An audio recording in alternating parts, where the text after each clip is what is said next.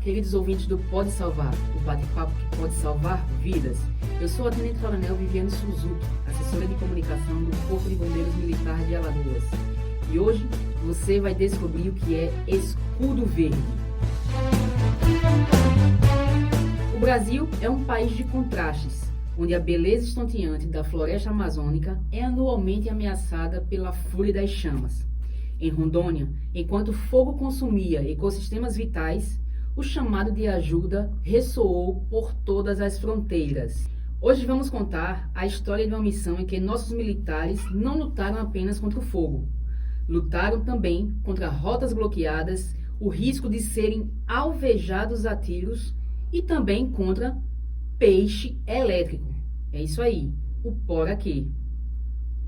A Operação Escudo Verde, uma jornada de solidariedade, técnica e muita coragem, que uniu o CBMAL, a Força Nacional e a outras corporações do país. Nós enviamos mais do que militares e equipamentos, enviamos esperança, e é sobre essa missão de resiliência que vamos falar hoje.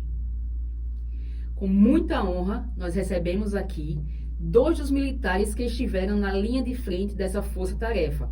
Eu estou falando do Cabo Diogo Geda, da turma de 2018, ele é especialista em atendimento pré-hospitalar tático, especialista também em combate a incêndio, é instrutor de APH e tem formação em análise de sistemas com pós em computação forense. O cérebro digital da nossa equipe. Saudações, Diogo. Primeiramente, eu gostaria de agradecer ao convite de participar aqui do podcast Pode Salvar e poder compartilhar essa experiência que foi única em nossa vida. É isso aí. E outro convidado também da turma de 2018 é o Cabo Félix. Ele é especialista em salvamento veicular e APH tático.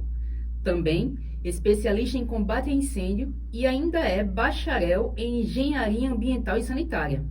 É o conhecimento técnico somado à garra. Seja muito bem-vindo, Alisson Félix. Obrigado, Coronel. Bom dia, boa tarde, boa noite aos ouvintes. Estaremos hoje aqui juntos para trocar um pouco da nossa experiência e, quem sabe, aguçar alguns dos ouvintes a fazer parte dessa família que é o Corpo Bombeiro Militar de Alagoas. Show de bola. Diogo, para iniciar, a parte técnica, como é que foi deflagrada a missão? Qual foi o contexto governamental que levou o CBMAL a enviar e mobilizar a nossa tropa? Pois é, essa missão nossa veio mediante uma determinação do STF, a partir do ministro Flávio Dino, que mediante o aumento na quantidade de queimadas e incêndios florestais que estavam acontecendo no ano passado, ele solicitou aos corpos de bombeiros de todo o Brasil e à Força Nacional que enviassem mais agentes para poder fazer esse combate na linha de frente e minimizar essa grande quantidade de sinistros que estavam acontecendo. Teve esse chamado, para o envio da tropa, mas como é que foi feito esse processo de seleção? Como foi que foi montada a equipe do CBMAL para ser enviada? Como foi a estrutura, a especialização que tinha que ter para ir para Rondônia? Como é que foi montada a nossa equipe? O Diogo deu início ao fator zero, do porquê a gente foi foi chamado para essa missão em Rondônia.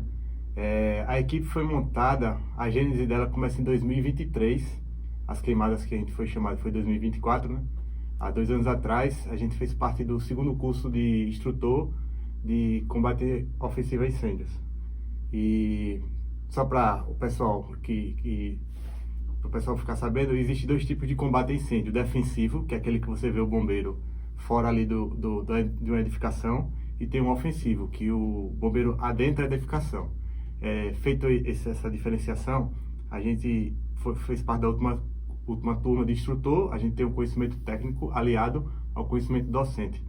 E com esse corpo técnico feito, o Coronel Kenzo nos convidou, eu, Diogo, também teve o Cabo Andrade, o Cabo Everton, o Sargento Vanderlei, o Sargento Aragão. Infelizmente o Sargento Aragão não pôde ir, ele teve uma questão pessoal, e no lugar dele veio o Cabo Quintino. Todos esses que eu falei têm um curso de instrutor de combate ofensivo a incêndios. E diante disso, a gente foi convidado pelo Coronel Kenzo para fazer parte dessa equipe que iria ficar disponível ao Ministério da Justiça, que na cadeia hierárquica fica disponível à Força Nacional, que lá seria designada alguma missão. Aí é uma história mais para frente, né, que a gente não sabe exatamente em qual local do país a gente iria. Antes de seguirmos para a jornada para a Amazônia, vamos ao nosso mito ou verdade, que é um quadro bem rápido, onde eu cito algumas informações e vocês me dizem se é verdade ou mito e por quê. A técnica fogo contra fogo é sempre evitada porque é perigosa demais para ser usada por bombeiros? Mito ou verdade? É um mito. Inclusive, nós utilizamos lá em Rondônia a técnica de fogo contra fogo para evitar o alastramento do incêndio para outras partes da floresta. Utilizando a técnica de forma adequada, ela é extremamente eficaz, porque a gente vai conseguir controlar o local que a gente quer que queime, impedindo que esse incêndio se alastre para as demais áreas. Então, olha lá. A técnica fogo contra fogo é uma técnica utilizada, sim, observando o vento para extinguir o incêndio, né? Pela falta de combustível. E Félix, para proteger as vias respiratórias em incêndios florestais, máscaras comuns, PFF, são os equipamentos mais eficazes contra a fuligem? Infelizmente não. Essa máscara ficou muito famosa na pandemia da Covid, mas quando você já adentra o combate ao incêndio florestal, devido ao sol excessivo, essa máscara fica muito úmida, muito molhada, e ela acaba colabando quando a gente respira. Colabar é juntar as paredes da máscara. Isso vai dificultar, e vai chegar uma hora que o bombeiro vai acabar baixando, vai ficando mais displicente para conseguir respirar, né? E ao baixar vai inalar fumaça, então infelizmente não. Então o ideal é a máscara facial de borracha com filtro, pois Possível. as PFFs elas molham e, como você falou, né, elas terminam colapsando ali, sei lá, como você bem citou, né? Estradas, rios e outras formações naturais são frequentemente usados como âncoras para a criação de linhas de defesa, aceiros?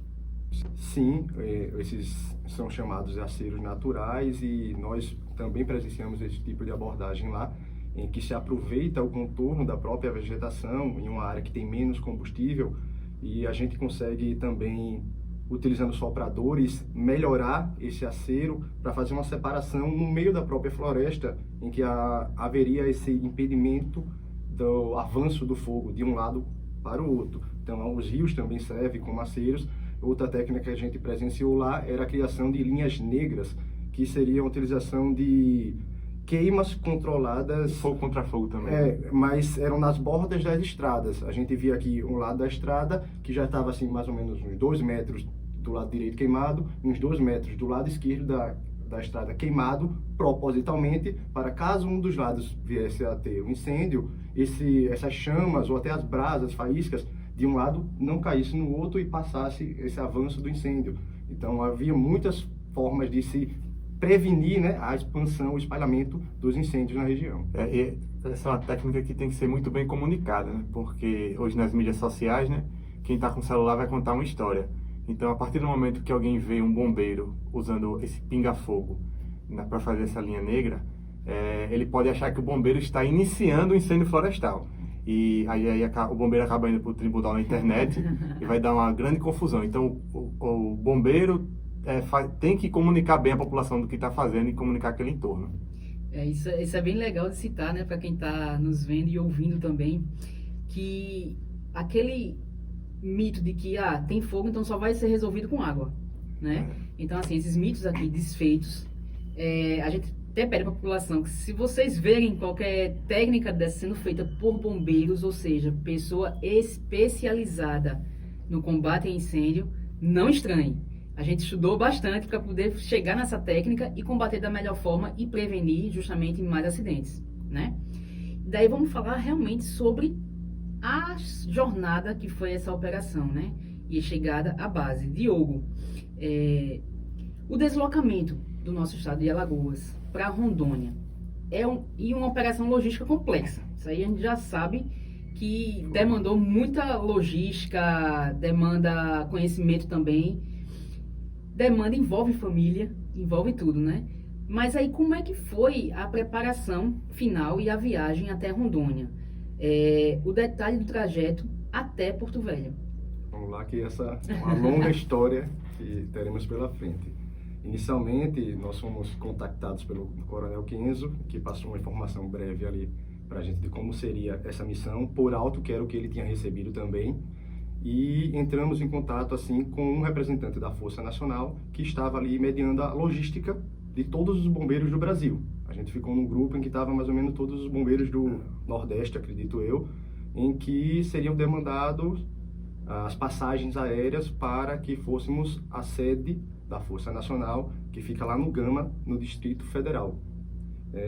Antes disso, nós recebemos uma lista de enxoval de itens que precisaríamos levar para esse combate, e a gente conseguiu adquirir a grande maioria desses itens com o próprio almoxarifado central, e então recebemos a passagem aérea para poder fazer esse voo, né? Então, a família, a gente teve ali com aquela despedida no aeroporto, né? Bastante triste pela a questão da separação. Alguns eram pai, eu não sou pai, mas tinham vários pais, né? né? O sargento Vanderlei, o próprio Cabo Quintino, não são pais, então estavam lá com os filhos, né?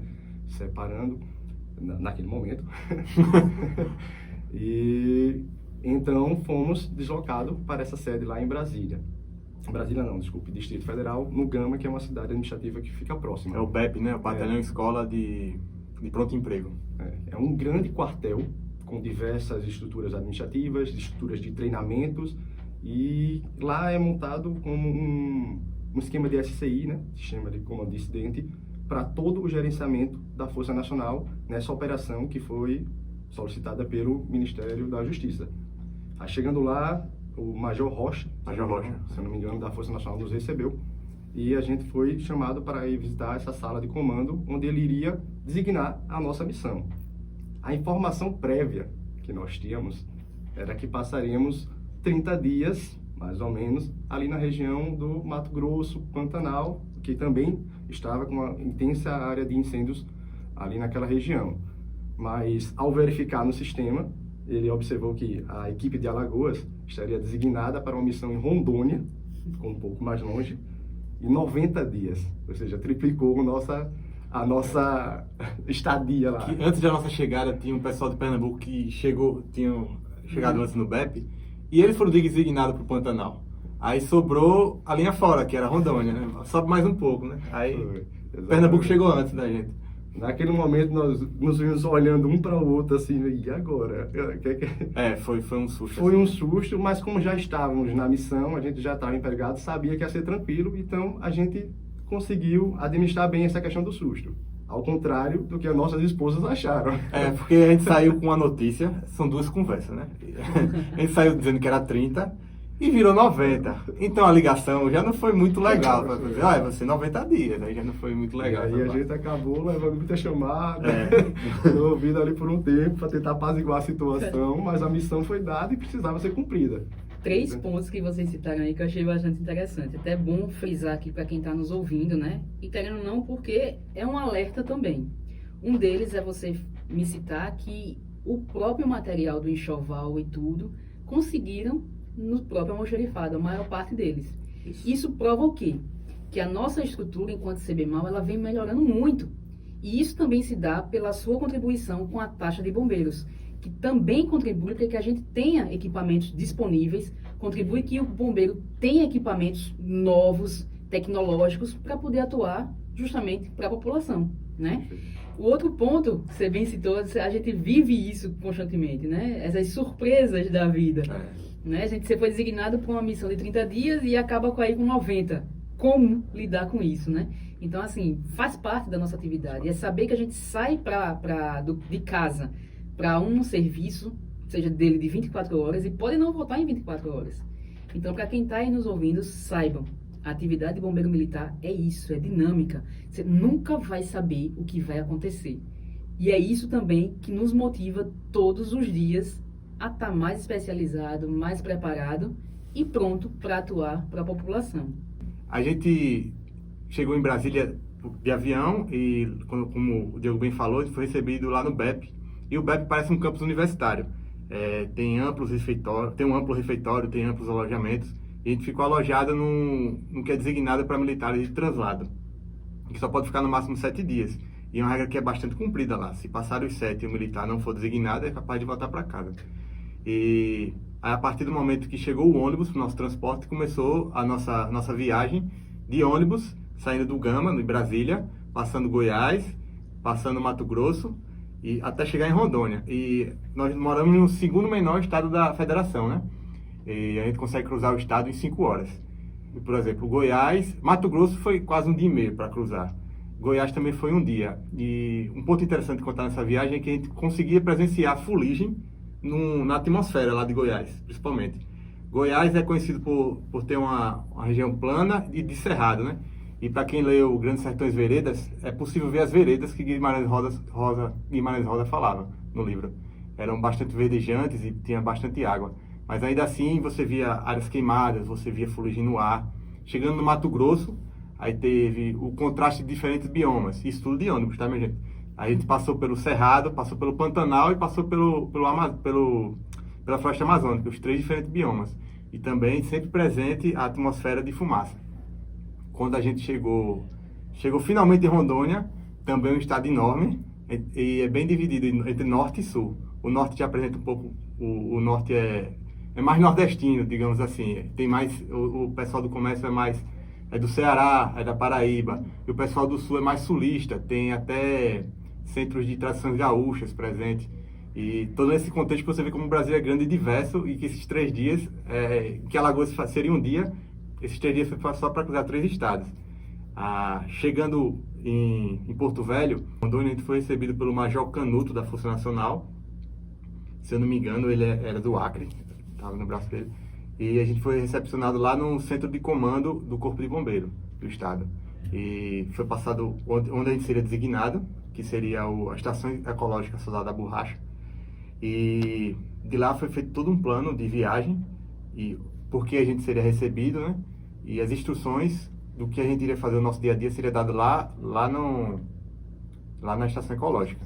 E o que é interessante é que eles têm todo um SCI bem montado em Rondônia, isso é bem difundido, você vê telões de operação, eles usam muito bem o georreferenciamento, a geolocalização, eles têm um manejo muito bom de geoprocessamento.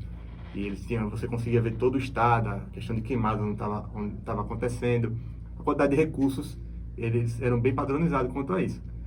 Até parabenizar eles, que é um aprendizado que a gente tenta trazer para cá, né, e está trazendo para cá, esse uso do geoprocessamento. Eles tinham caminhões de logística próprio do bombeiro. O bombeiro de Rondônia tem caminhões para transporte de equipamentos para logística, inclusive as salas de almoxarifado deles são galpões. Hangares de aviões. Eles tinham 2 lá, cheios de equipamentos, com empilhadeiras, e eles faziam esse manejo, talvez até por eles terem recebido a verba, né, da situação. Como ela não fala isso, não.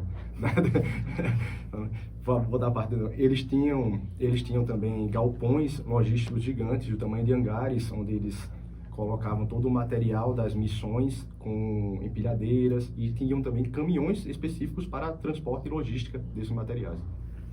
Aí, retomando, né, 3 dias de viagem, 1 dia para saber onde seria a nossa missão lá em Rondônia. No outro dia a gente viajou para Cujubim, que é descendo um pouco mais de Rondônia, em direção ao sul de Rondônia.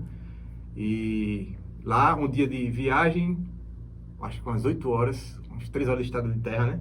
Até chegar na Estação Ecológica Soldado da Borracha. O negócio aqui é pesado, viu?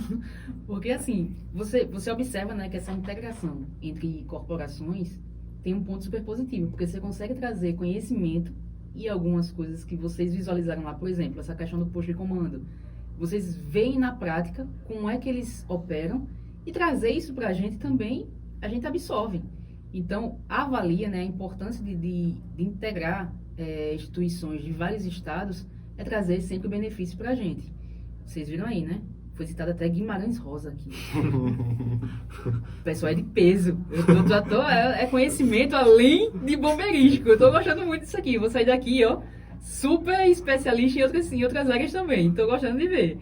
E daí, Diogo, a estação ecológica, né, Soldado da Borracha, está em uma área de conflito, né? Como esse cenário de desmatamento e incêndios criminosos se reflete na missão do bombeiro? Vamos lá. Primeiro vamos retroceder um pouquinho ao contar a história dessa base, a Estação Ecológica Soldado da Borracha. Esse nome, Soldado da Borracha, não é um nome criado Não é à toa, né? à toa. Eles vieram, esse nome vem da época da Segunda Guerra, quando o Japão era o maior fornecedor de borracha para a maioria dos países, e ele acabou dizendo que não ia mais fornecer borracha para seus inimigos na guerra. Então, obviamente, Estados Unidos ficou sem o seu maior parceiro comercial, e a borracha era um importante material bélico, tanto para a criação de armas quanto para os transportes militares. Então, os Estados Unidos, precisando ali de um novo parceiro comercial, viu no Brasil, na floresta amazônica, ali na região norte, pela grande quantidade de seringais, o seu principal foco para uma nova parceria. Então, ali, acho que o presidente Franklin Roosevelt, em contato com Getúlio Vargas, fez essa parceria aqui, em que eles iriam destinar pessoas para os seringais do norte para poder fazer essa extração. Então, houve um investimento americano aqui no Brasil para fazer essa criação de borracha para os Estados Unidos. Qual é o problema? A gente não tinha seringueiros o suficiente aqui no Brasil. Então, nessa época, o governo brasileiro decidiu cooptar pessoas de todo o Brasil que queriam trabalhar como seringueiros lá na região. Só que eles não seriam simples seringueiros, eles seriam alistados como soldados ali para ajudar como uma parceria, né, entre Brasil e Estados Unidos. Houve essa primeira cooptação com voluntários, conseguiram lá cerca de seus 10 mil voluntários para poder ir lá para o Senegal. Mas não conseguiria atender a demanda que os Estados Unidos precisavam. Os Estados Unidos precisavam o dobro dessa demanda. E com isso o governo brasileiro precisou fazer um recrutamento compulsório. E as principais pessoas que foram obrigadas aí eram os pessoal da região mais seca do Nordeste, o pessoal mais humilde, pobre, era o sertanejo mais humilde, em que chegavam para ele e ofereciam as seguintes opções: ou você vai lutar lá no fronte na Europa, ou você vai ser um soldado da borracha, lá no norte. A maioria das famílias decidiu, eu acho melhor ir para o norte, tirar lá a borracha do seringal. Porém, não foi assim tão simples. Essa viagem na época de lá dos sertões até o norte durava meses. Foram 3, né? A nossa durou 3 dias, o deles foram 3 meses. E muitos morreram no transporte, porque não tiveram assistência médica. E ao chegar lá, a essas famílias foram prometidas que eles receberiam auxílios vitalícios no pós-guerra. Uma pensão militar, uma pensão. Então, em homenagem a essas pessoas que faleceram nesse recrutamento, essas pessoas que viveram lá nessa região extraindo borracha, essa base foi criada em homenagem a esses soldados da borracha. Então, é uma história que vem lá da Segunda Guerra. Então, por que lá é uma zona de conflito? Acontece que vários desses soldados da borracha lá, essas pessoas que trabalham lá, foram mandados de volta para suas terras e não receberam nada. E existe um processo na justiça em que eu vi que eles foram reconhecidos apenas em... década de 80, né? Foi 40 anos depois que eles foram reconhecidos e passaram a receber a pensão. Alguns outros, que tiveram mais sorte, receberam terras na região. Então, os fazendeiros daquela região, muito provavelmente, a maioria, né, na verdade, eram descendentes daquelas pessoas que receberam terras ali, ou compradores, de forma legal, daquelas terras. Então, eles tinham direito àquela terra, né, que foi dada realmente pelo governo. Acontece que um decreto estadual lá em Rondônia transformou aquela área em uma estação ecológica, ou seja, uma área de preservação ambiental.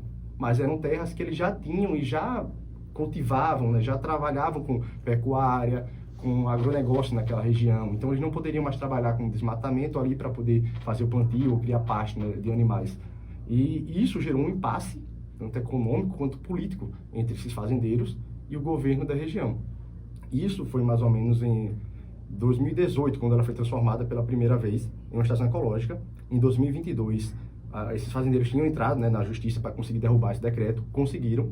Então, em 2022 foi derrubado esse decreto, passou a não ser mais estação ecológica. E em 2024, quando a gente foi, ela havia voltado a ser, o decreto foi renovado e ela havia voltado a ser uma estação ecológica. Então, a gente pegou lá o momento em que os fazendeiros estavam um pouco, assim, não muito felizes com a situação, porque ela voltou a ser uma estação ecológica. Eles não estavam podendo mais produzir, não estavam podendo mais fazer, transformar em pasto, fazer as queimadas, né, que eles podiam fazer antes, porque agora é uma área de preservação ambiental.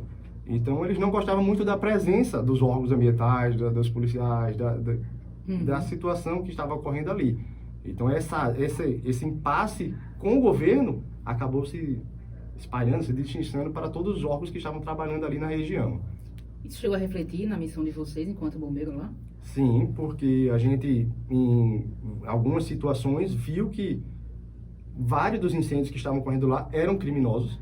A gente percebia que a gente apagava em um local e o outro lado, que já era preservado, começava a pegar fogo na madrugada do outro dia. A gente chegou a ter contato durante uma das incursões da gente para um dos focos, que a gente vai falar mais à frente como é que era essa abordagem. A gente chegou a ter contato com um incendiário no local e ele conseguiu largar a tocha e fugir. E a polícia que estava com a gente, né, os militares da Força Nacional, que eram da PM, queriam fazer a abordagem para prendê-lo, mas por sorte a comandante da operação lá no local, a sargento de Rondônia, disse não, os nossos militares não estão aqui para fazer esse tipo de abordagem, a gente está aqui numa operação separada para o combate a incêndio, e a gente não fez essa incursão. A gente recebeu ameaças veladas, assim como passavam com uma picape lá atirando em frente à base.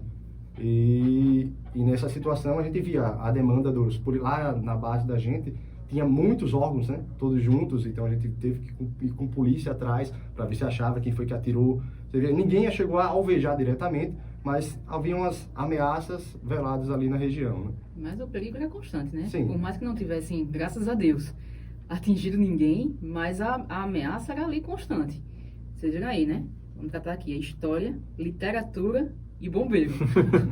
Estamos chegando em 3 vertentes já. Eu já vou sair daqui PhD em várias coisas, né?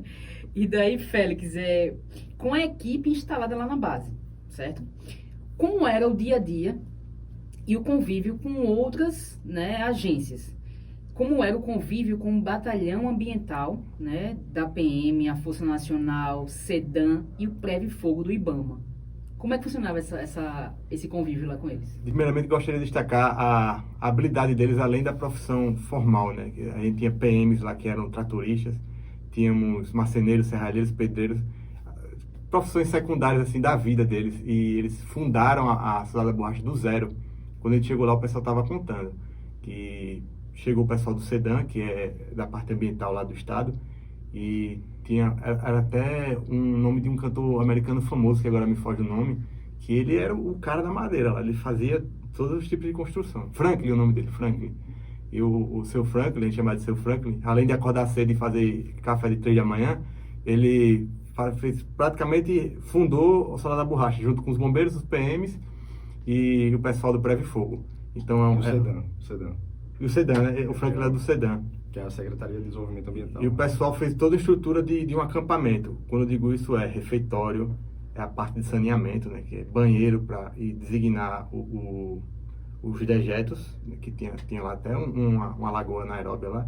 Aí também tinha lugar de descarte de lixo. Estavam fazendo uma horta, ou seja, eles fizeram um acampamento para ficar. Eles falaram que aquela base ia ser fixa, né? Aqueles homens que estavam ali, eles fundaram do zero ali. Só fazendo um acréscimo ao que o Cabo Félix estava falando, só para dar um entendimento, a base ela é uma estrutura descampada no meio da floresta, realmente afastada. Floresta desmatada, né? É uma floresta que foi desmatada ali já anteriormente, né? E que se aproveitou aquele espaço para fazer essa base, que são cabanas da defesa civil, tendas da defesa civil, cada um com seus devidos órgãos, e a gente chegou ali naquele cenário, no meio da mata, e a gente precisava montar a nossa estrutura, a nossa moradia lá, e o pessoal de Rondônia, os próprios bombeiros que já estavam na região, foram extremamente solícitos, nos ajudaram a subir a barraca. A gente chegou já um pouco à tarde ali, né? A gente vai acabar fazendo pela noite a situação, então a gente teve que montar rapidamente. É importante pontuar isso, ajudaram a limpar e tudo, fizeram de tudo para a gente se sentir foi um apoio extremo para a gente conseguir montar aquela base. Nosso companheiro lá, Cabo Quintino, eletricista de ele era o civilino da equipe. Ele montou a estrutura elétrica da nossa base. Da fogueira ao foguete, ele tinha E só para dar um entendimento um pouco, a base era alimentada por 2 geradores que ficavam alternando ali a cada 12 horas. Geradores a diesel, né? E que era isso que fornecia a nossa energia lá existia uma internet que era via Starlink, né, que funcionava, mas era uma mão na roda realmente para a gente, e ela era utilizada para a própria operação também. Mas é só para dar um entendimento de como era essa base, que era no meio realmente da mata, e também desse apoio do pessoal de Rondônia, que foi essencial. Eu tô me sentindo como se fosse uma operação. Não sei vocês aí que estão ouvindo a gente, né, que estão nos vendo aí. A riqueza de detalhes, né, como eles explicam aqui, é como se eu estivesse vendo a operação em si e estivesse me sentindo partícipe daquilo ali, né? Então, está muito legal a conversa. Eu queria saber também, Diogo, você já citou algumas coisas, né, com relação à missão na Amazônia, cheia de riscos. A gente está falando vários aí, né, os riscos não convencionais. Em campo, vocês enfrentaram ameaças de bloqueios de rota, de serem alvejados aí a tiros. Houve algum momento mais delicado em que vocês se sentiram mais expostos, né? E o que aconteceu e qual foi a reação imediata de vocês? Em primeiro momento, o que a gente chegou a observar é que as rotas que a gente passava eram muito longas. Só para explicar um contexto de como era a nossa operação, a gente tinha um geolocalizador lá, Cabo Galileu, no primeiro momento, que a gente inclusive recebeu um treinamento para utilizar o GPS que eles utilizavam lá, que era um aplicativo Gaia GPS, e ele passou lá os plugins, as coisas que a gente ele é geógrafo de formação. Ele tem curso de florestal, inclusive, é um cara extremamente gabaritado e fez esse treinamento com a gente para a gente aprender a utilizar. Então, todas as manhãs, de segunda a sexta, a gente recebia ali a latitude e longitude. Era a missão do dia que recebia. De possíveis focos de incêndio, que ele tinha através de um geomapeamento que detectava calor e fumaça. Então a gente recebia no WhatsApp que ele já tinha o nosso contato e eu falava, foca isso aqui. A gente jogava lá no Gaia GPS, né, que é o aplicativo, e ele destinava a gente. E normalmente esses focos ficavam a 3, 4 horas da base até chegar nesse local, porque é muito extenso lá a região. Então, durante esse percurso, além de ser muito longo, às vezes se havia chovido na noite anterior, a estrada era bem escorregadia e como a gente precisava chegar, de certa forma, rápido no Fox, não adiantava, entregava uma velocidade bem considerável durante esses transportes. A gente passou a derrapar algumas vezes com as viaturas. Tinha bons condutores, bons condutores. Mas a gente passou a derrapar algumas vezes com as viaturas. E outras situações que a gente presenciou, que apesar de ter muitas áreas já estavam queimadas. Para dar um contexto, a gente chegou lá em setembro, né? Final de setembro, outubro, na verdade chegou outubro para novembro, né? Chegou em outubro e esses incêndios começaram ali final de julho para agosto. Então a gente já chegou na área que estava no meio do final da grande época de estiagem dos incêndios ali também, apesar de alguns, como eu comentei, serem criminosos. Então já tinha muita área queimada. A gente via a floresta assim com grandes extensões de puro tons de cinza, tudo negro ali, porque já estava queimado, e muitas árvores grandes com troncos que estavam claramente fragilizados, ou seja, passíveis de cair a qualquer momento em cima da viatura. O que, inclusive, ocorreu em um dos destinos de cair muito próximo à viatura da gente. E nesse caminho, também, a gente chegou a presenciar alguns troncos de árvores muito grandes que estavam bloqueando de forma perfeita o caminho, e o corte era muito preciso para ter sido uma queda de árvore. A gente sabia que foi um bloqueio daquela rota e a gente, infelizmente, tinha que desistir daquele acesso, porque não tinha outros meios alternativos e nem as motosserras da gente conseguiriam cortar as castanheiras que tinham lá. O tronco era uma árvore, era uma castanheira. A castanheira do Pará que a gente come aqui, né? A castanheira é enorme, e o tronco dela é muito grande. Você muito precisa de pessoas para abraçar ela, né? Para conseguir vencer. Então o sabre tinha que ser um sabre não convencional. Uma coisa eu acho que tinha que ser um tamanho de luz. Essa mesa aqui. Tinha que ser um sabre de luz, basicamente. Então, quando eles faziam isso, ele atrasava muito a operação. Aí tinha que tirar primeiro o tronco do caminho, né? Para conseguir chegar no foco. Em algumas situações conseguimos fazer o corte da árvore e dar prosseguimento, em outras simplesmente não dava e a gente precisou recuar. Vocês, além de estarem lá com técnicas, com a parte de bombeiro, vamos dizer assim, para atuar, vocês viveram uma verdadeira aventura. Aí, me fala aqui de uma cena, que eu já estou aqui pensando como é que foi isso, né? Vocês estão lá no meio da mata, tendo que consertar uma bomba d'água, né? Eu soube disso também, consertar uma bomba d'água. De repente, assim, do nada, como fala o linguajar, né? Do nada, o risco de um choque elétrico.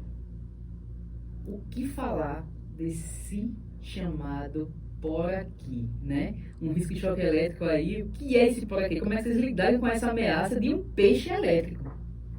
Né? E aí, Félix? Lá, nosso acampamento ficava perto de um curso d'água chamado Rio Curica.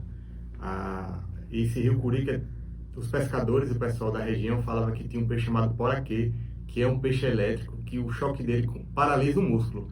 Então, era uma recomendação de todos que estavam lá, de, se for ao rio, vá em dupla.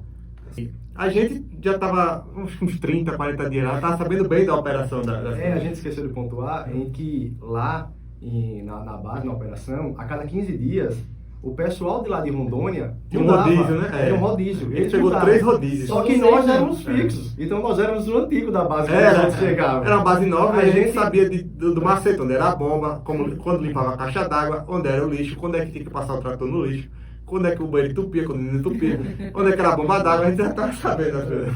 Então, quando eles iam para lá, a gente já era o que conhecia. Então, a gente começou a tomar atividades assim, de até tentar ajudar o gerador, né? Cabo Quintino ia lá sempre estar ajudando no gerador quando havia alguma falha. A bomba, o pessoal ia lá ajudar essa bomba, porque era a que mantinha a água da gente, tanto dos sanitários, dos chuveiros e da cozinha, né?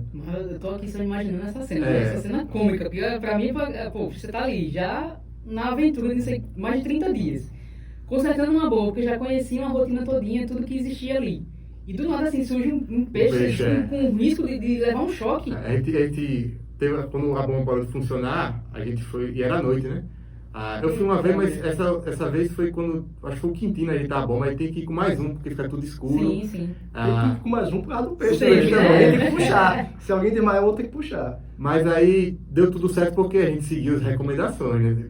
Quem é nativo, escuta o nativo, né? Isso serve para qualquer canto, seja na praia, aqui em Alagoas, seja lá em Rondônia, escuta sempre o nativo. Se o nativo disse que tem por aqui, se tem placa, tem história, né? O pessoal fala assim. E outra coisa, não é um peixe pequenininho, não. Eu acho que ele tem uns 50, é quase o tamanho de uma pessoa mesmo. E ele é ligado na tomada, cuidado. Então a gente falava, quando a gente ia fazer essa abordagem na bomba, jogar pedras, bater bastante ali perto, porque a bomba ficava quase no leito d'água mesmo, encostada. Então quando a gente estava fazendo a manutenção na bomba, estava com os pés na água ali. Né? Então a gente tinha que bater para assustar, aí depois ia fazer a manutenção. E o pessoal falou que ele é um peixe curioso, né? Aí pode ver um pé ali e achar que é algum peixe também. Tocou, já era, né? Agora falando em resultados, né? Quais foram as principais operações e técnicas que vocês desempenharam, né, enquanto equipe do CBMAL em Cujubim, como você já citou? E qual foi o saldo da participação, né, da equipe nessa base? Além do trabalho, que é interessante pontuar, além do trabalho de combate a incêndio florestal, a gente acabou também tendo que fazer corte de árvore. Não chegou a ter uma captura de animais. A gente chegou a ver o animal encalhado, mas não teve essa captura dele. Aí tinha um corte de árvore ali, um corte de árvore aqui, tinha combate a incêndio. Já estava virando habitual ali. O pessoal estava aceitando mais, apesar de outros não, né? E entrando já no incêndio florestal, a gente usou muito a fabricação de acero, o que a gente tem que aprender muito com o pessoal do Prédio Fogo, que eles são mateiros. Quando digo mateiros, é o pessoal que cresceu na mata. Então, a fabricação de acero deles é uma coisa, assim, profissional, mas classe world class. Para quem não conhece, o Prédio Fogo é uma equipe do IBAMA. Que recebe treinamento para combate a incêndios florestais. E por ele ser da mata, ele conhece muito bem. Eles conseguem fazer um acero que acaba fazendo aquela barreira geográfica, né, do fogo não passar. E a gente atuava sempre com aceros. A gente via como era rápido o incêndio florestal dentro da mata. Por estar um clima seco, as palmeiras pegavam incêndio muito rápido, o galho acabava caindo e acabava furando o acero. Então a gente tinha que formar uma linha de defesa pelo acero para ficar observando algum galho transpassar. Transpassou algum galho queimado, já pegava do outro lado. Né? Parece brincadeira de criança, dono da rua. Você não deixa o outro lado passar. Se passar, vai lá com abafador, vai lá com o soprador, também material de sapa que eu digo para fazer mais acero se for necessário. E além dessas técnicas, a gente chegou, a minha aventura, além dessas técnicas tinha a barreira geográfica em si, que é a floresta amazônica. Teve um dia que o drone deles captou um foco que era 200 metros mata dentro fechada. E o mais antigo disse, não, vamos avançar pela mata fechada. E a gente tentou prosseguir 200 metros, certo? Uma faixa de 200 metros. Depois a gente viu no GPS que a gente só avançou 50, mas ficou meia hora andando de ciclo. em círculo. E ficou todo mundo esgotado. Você com soprador, material de sapa e atravessando uma mata fechada, que tem barreiras geográficas, tem parte alagadiça, parte seca. Quando a gente chegou na metade, ele olhou assim e disse, não vai dar certo. Vamos voltar e achar ir para outro canto, né? Porque a gente já estava esgotado, sem água, porque é um clima quente e úmido, muito calor. Quem foi a Delmiro, quem foi a Piranhas, é um ensaio daquilo ali, mas eu acredito que a perda de água é maior lá no norte do que Delmiro, mas é um bom parâmetro para se comparar aqui em Alagoas.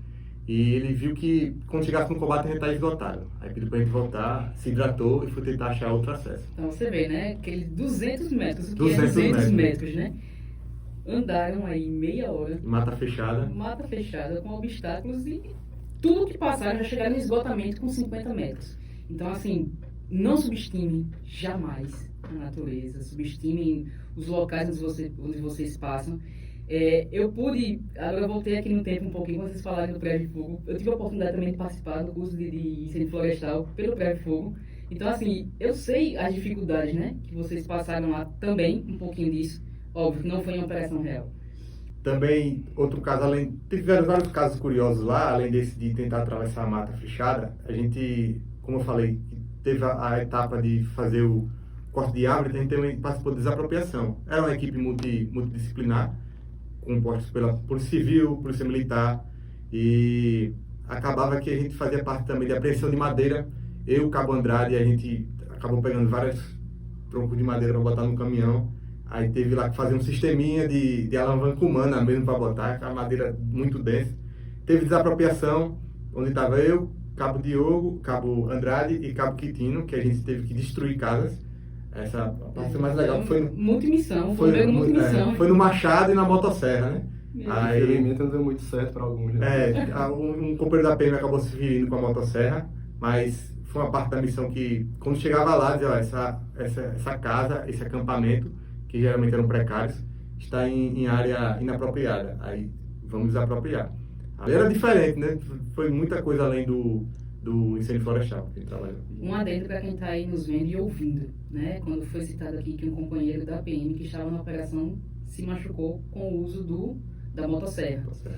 Vale salientar que muita gente não conhece, mas um dos maiores índices em que os bombeiros se machucam ou tem ocorrências envolvendo, inclusive, a vida desse bombeiro militar se dá em corte de árvores, com motosserras, que a gente acha que é a coisa mais fácil de operar, e não é. Isso é uma atividade de muito risco para o bombeiro militar.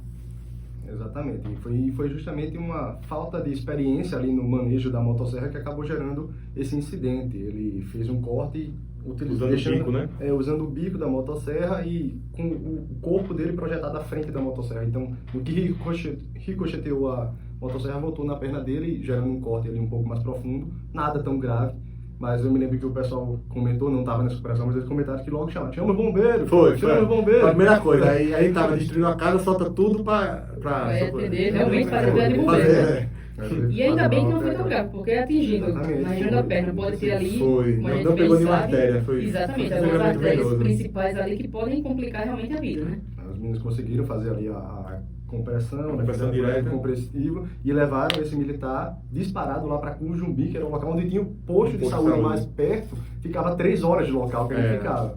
Então a gente não poderia nem ter o direito a se machucar, porque a gente não tinha um posto de saúde perto da gente.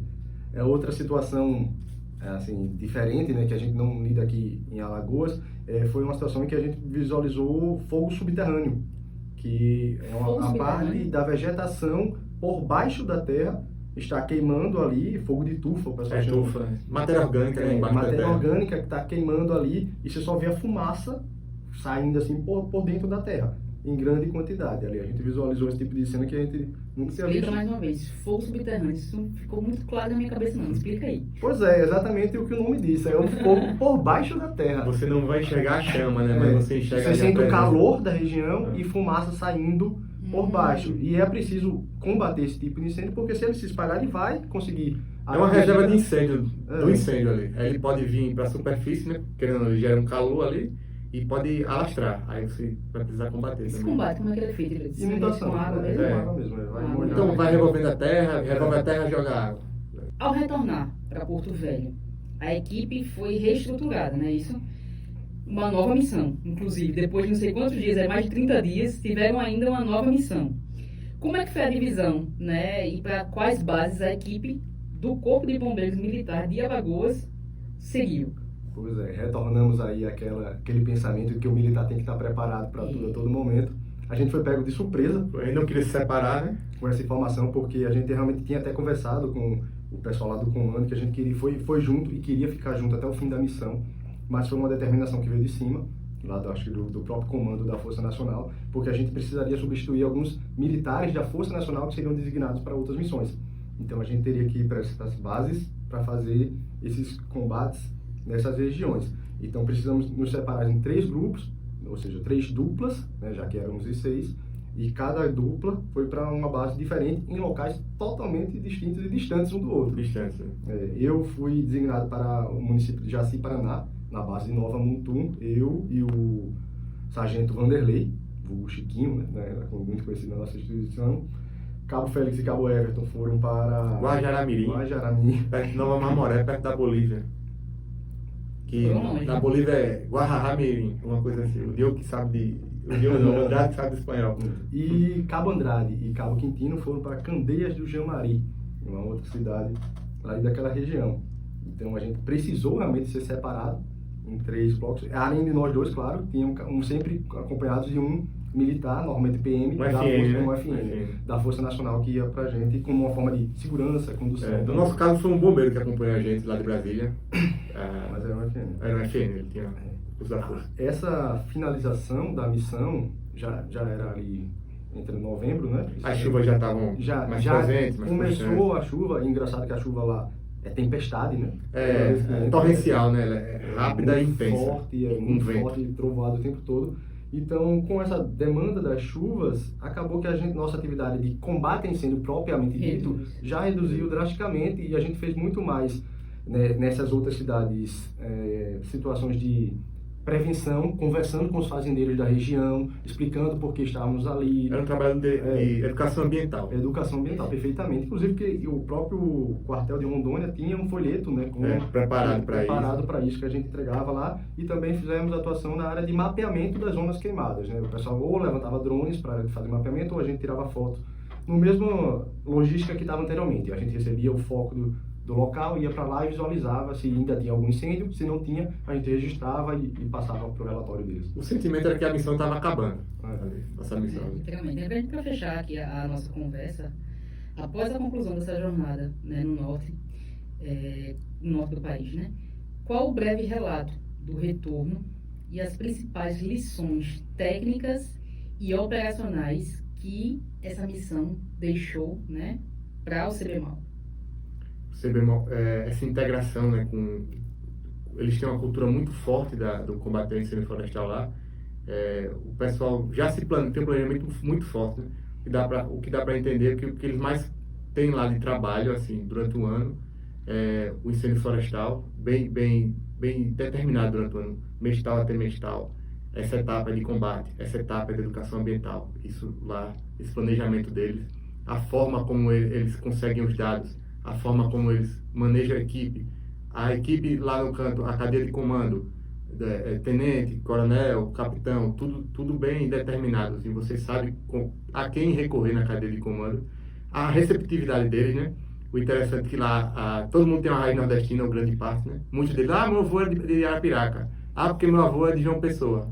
Aí alguns devem ser soldados da borracha, nem sabem, né? E ao voltar para casa, é a saudade e o conhecimento adquirido que fica, é a lembrança que a pessoa nunca mais vai esquecer. Pois tá tão enraizado lá essa questão do incêndio florestal naquela região ali, tanto do Pantanal que a gente passou, quanto do norte, que existem batalhões específicos. Inclusive a gente dormiu no caminho, né, até Rondônia, no batalhão de emergências ambientais lá de Cuiabá, que era um batalhão específico para esse tipo de emergência. Então eles têm um batalhão, esse não é o de incêndio, é o de emergências ambientais, é um grupamento específico para esse tipo de combate. Então você vê que é uma coisa que já está realmente enraizada lá para eles, porque é algo que é rotineiro. Todo ano tem a Operação Escudo Verde, que foi o nome da operação que a gente participou, que é uma operação federal. na logística de queimadas, porque a Operação Escudo Verde não é só a parte de queimadas, ela também trabalha com a parte de desmatamento, essa parte de investigação também do IBAMA e dos órgãos ambientais. Mas a parte de queimadas ocorre todos os anos lá. Só que esse ano passado, 2024, foi atípico por causa da grande quantidade de incêndios que existiam. De aprendizado, a gente viu que atividades preventivas, como os aceros, são extremamente eficazes. Prevenção, mais uma vez, né? No combate ao incêndio. Então, aquelas florestas já estavam com os aceros determinados e isso facilitou bastante o nosso combate, porque a gente tinha que ficar naquela linha de acero, protegendo aquela região. Então, muitas vezes a gente recebia a determinação: vocês não podem deixar o fogo passar para cá. Aqui é a nossa área de proteção. O fogo está nesse lado aqui, a gente vai combater, tentar apagar, mas se não der, a gente reserva essa área aqui para queimar e a gente protege o restante que está coberto pelo acero. Então, a gente via que o acero era uma forma preventiva realmente ali, tanto para a mata quanto para nós, porque se não tivesse aquele acero e a gente fosse fazer um combate na área densa de floresta e ele se espalhasse, a gente poderia ficar circulado pelo fogo. Fato que ocorreu, até a gente recebeu relatos não com a gente, mas lá no Amazonas, eu acho, algum militar lá da Força Nacional, teve uma situação que ele ficou cercado pelo fogo e ele teve que correr, ele saiu todo queimado porque ele conseguia, não sei se um faleceu, não foi até, e um outro saiu queimado porque ficou circulado pelo fogo e durante esse combate teve que fugir pulando pelo fogo, Então, essa presença de aceros evita esse tipo de cenário, em que você vai ficar circulado pelo fogo, porque querendo ou não, ele já está protegendo um pouco você ali. Então, é uma experiência de prevenção, como a gente trabalha aqui, até ver muito nos guarda-vidas aqui, na parte de trabalhar com prevenção para salvar vidas. Lá também tem esse pensamento para a parte de incêndio florestal. É a cultura prevencionista, Então, a gente aí, nota-se que vocês passaram por muitas coisas, muitas surpresas, A começar pelo tempo que iriam ficar, mas também foram muito bem acolhidos, Porque Sim. o pessoal da região também praticamente estavam aqui em Alagoas, vamos dizer assim, na região Nordeste, Deixa eu só agradecer aos rancheiros lá de... os rancheiros, O pessoal de lá parecia que era dono de restaurante, porque graças a Deus a gente conseguiu, pelo menos lá, a parte de alimentação. O pessoal de Rondônia demandava uma equipe inteira para cuidar dessa parte, comprava carne lá do próprio fazendeiro, comprava assim e fornecia essa alimentação pra gente, porque no outro dia a gente tinha que sair para passar 6, 7 horas fora fazendo esse rastreio dos focos lá, e quando voltava cansado, a gente sabia que ia ter pelo menos uma comida ali, uma alimentação. Interessante isso, porque ao mesmo tempo que o fazendeiro ele tinha aquele entrave com vocês, ao mesmo tempo ele estava vendendo o produto dele, Pois é, e Félix e Geda, antes de finalizar aqui, eu queria que vocês deixassem uma reflexão, Vocês podem me resumir em uma única palavra, o que foi essa experiência na Operação Escudo Verde em Rondônia, até para os militares, dos bombeiros que ainda não participaram de uma operação como essa, ou para o público civil que também está aí nos ouvindo e nos assistindo, em uma única palavra, como vocês definem a experiência na Operação Escudo Verde? Rusticidade. Vai devagar a respeito? Não, é uma palavra só, rusticidade. Eu diria renovação. Renovação e rusticidade. Quer que eu explique a respeito por quê? Fique à vontade. Pronto, é porque tanto eu senti essa renovação na mentalidade como militar, de que a gente, como conversou, apesar de ser militar, a gente recebe uma ordem para cumprir, a gente vê que a gente não tem definição nenhuma. Tudo pode mudar, e isso aconteceu várias vezes. A gente chamava, a gente não, o pessoal da Força Nacional chegava pra gente e falava: olha, pessoal, evoluiu. Esse evoluiu, quando vinha, sempre nunca uma evolução. Um termo muito fácil, O significado de evoluir para ele não é o que a gente usa de progredir, não era progrediu, era modificou completamente. E a gente ouviu muito isso porque mudava muito. Então, essa renovação na minha mentalidade realmente de que desapegar de que você vai ter alguma coisa muito planejada. Não vai, e você vai ter que aprender a lidar com os entremeios que vão acontecer ali naquela situação. E também a renovação na questão ambiental, que ao final da missão a gente viu que os cenários que quando a gente chegou estavam completamente cinzas, com a chegada das chuvas e os combates que foram feitos lá, a gente começou a ver que já estava mudando o cenário, já estava ficando verde, já estava voltando a vegetação aqueles tons de cinza saíram para a chegada do tom de verde. Então, deu uma sensação de dever cumprido até visualizar esse tipo de situação. A gente vê, ó, tá modificando, tá diferente do que quando a gente chegou. Fechando aqui, né, a gente está aqui em nome, né, do comando do Corpo de Bombeiros Militar de Alagoas. A gente agradece imensamente, né, a participação de vocês aqui por compartilharem nessas experiências,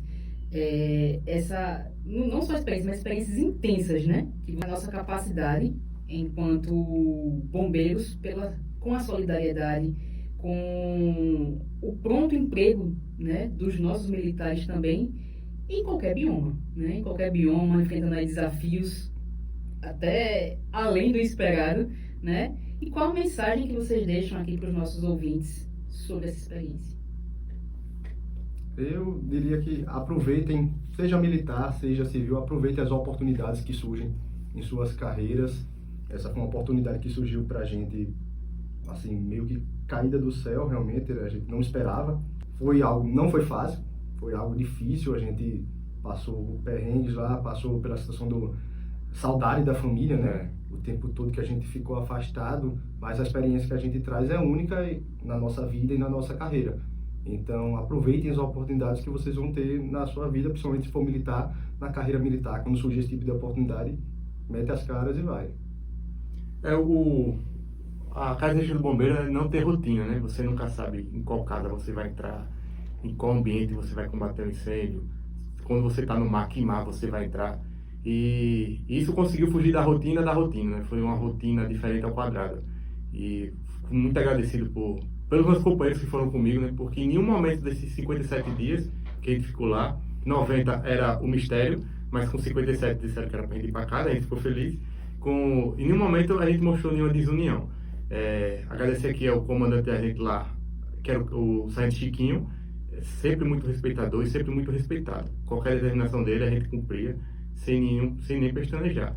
Então, agradecer meus companheiros que foram comigo, meus familiares que estavam sempre em contato comigo e dizer à população, né, que o bombeiro ele está sempre se preparando, se melhorando, mandando gente fazer outros tipos de cursos, mandando gente para missões, está sempre se preparando para servir a população. E o Corpo de Bombeiros Militar de Alagoas segue honrando seu lema: vidas alheias e riquezas salvar, seja em Alagoas ou em qualquer estado que necessite do nosso apoio. Continue compartilhando o Pode Salvar para mais discussões que podem salvar vidas.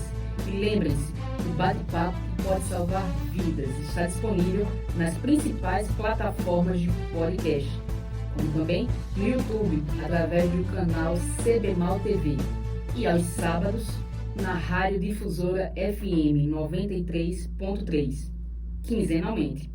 Até a próxima e até o próximo episódio do nosso Pode Salvar.